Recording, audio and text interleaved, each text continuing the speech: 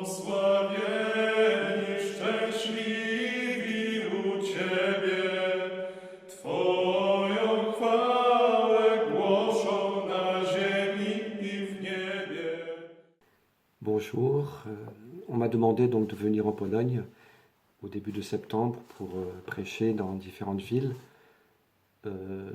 Et en particulier, je parlerai sur les béatitudes dans l'évangile de Matthieu, ce chemin du bonheur, ces 8 promesses de bonheur que nous trouvons dans la bouche de Jésus. Alors, on m'a demandé d'en faire une petite présentation. Alors évidemment, c'est pas facile de les résumer parce que le contenu est très riche, mais je vais quand même simplement en dire quelques petits mots, peut-être pour éveiller dans votre cœur le désir de participer à ces rencontres en Pologne. La première béatitude, c'est heureux les pauvres, car le royaume des cieux leur appartient. Qu'est-ce que c'est que le pauvre? Eh bien, c'est celui qui connaît sa petitesse, sa fragilité humaine, mais qui sait l'accepter parce qu'il met en Dieu toute sa confiance et toute son espérance. C'est celui qui sait que par lui-même il n'est pas grand-chose, mais qui attend tout de Dieu avec confiance, qui accepte de dépendre totalement de Dieu et de sa miséricorde et de son amour. Mais ainsi, dans cette dépendance acceptée, consentie, il finit par recevoir toute la richesse de l'amour et de la bonté de Dieu. La deuxième béatitude, c'est heureux les doux, car ils auront la terre en héritage.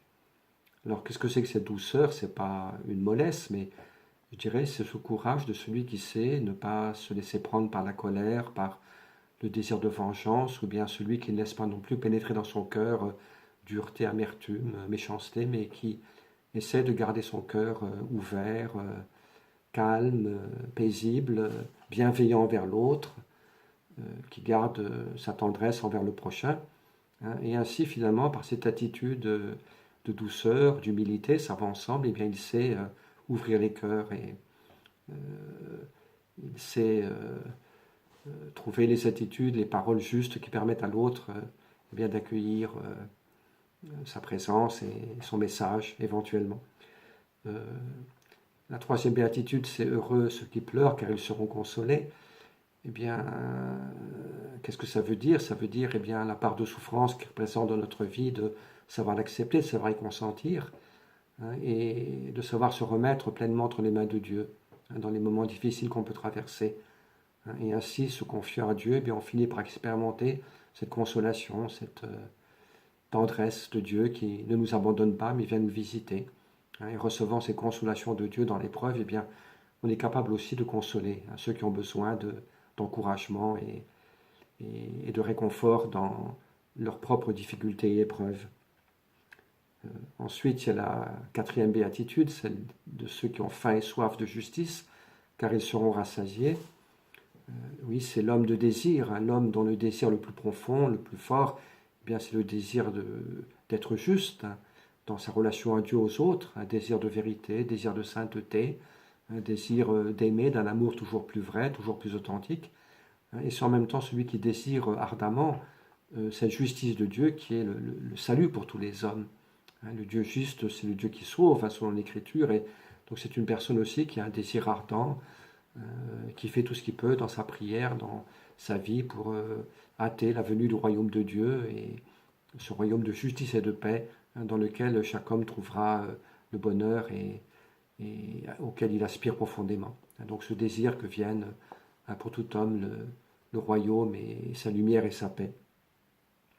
Ensuite, il y a la béatitude des miséricordieux. Heureux les miséricordieux, car ils obtiendront miséricorde.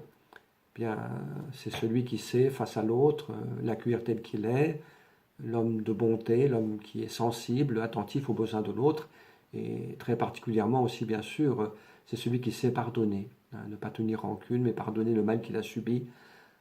Et ainsi, avec cette attitude de bienveillance, de miséricorde, de pardon envers l'autre, il est à même de recevoir de la part de Dieu toute la bonté, la miséricorde et le pardon que Dieu désire nous accorder. Plus notre cœur s'ouvre à l'autre, et bien plus il est aussi ouvert à toutes les grâces et les bénédictions que Dieu veut nous accorder. La béatitude qui suit, c'est la béatitude des cœurs purs. Heureux les cœurs purs, car ils verront Dieu. C'est une très belle promesse, voir Dieu. Saint Jean nous dit que la vie éternelle, c'est de connaître Dieu.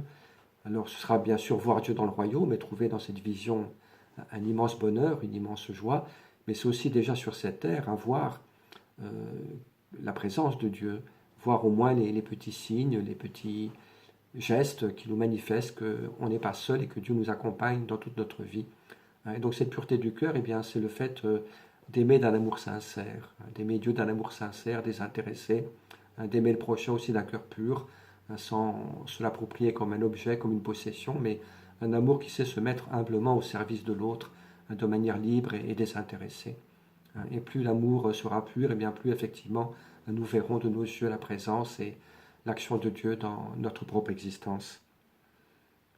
Alors la septième béatitude, qui est très belle, très importante, qui est un peu comme un fruit des premières, si nous vivons donc ces 6 premières béatitudes que je viens d'évoquer, eh bien un des fruits les plus beaux et les plus importants qui nous est donné, c'est le fruit de la paix, un cœur en paix. Donc c'est la septième, c'est heureux les artisans de paix, car ils seront appelés fils de Dieu.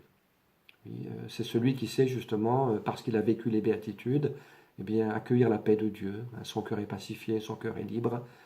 C'est pas un homme qui est tout le temps en conflit avec soi, en conflit avec les autres, en conflit avec je ne sais pas trop quoi, mais c'est un homme de paix, grâce à son union, à sa confiance en Dieu.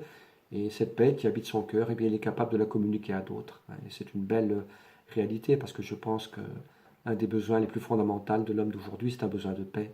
Donc heureux, vraiment heureux sont ceux qui savent, même si la vie est parfois un combat, qui savent accueillir cette paix de Dieu et la partager avec les personnes dont ils sont proches. C'est un des plus grands cadeaux qu'on peut faire à nos frères et sœurs, que de leur communiquer cette paix qui vient de Dieu. Et puis la huitième béatitude, qui se développe dans la neuvième aussi, c'est heureux donc les persécutés pour la justice, car le royaume des cieux leur appartient.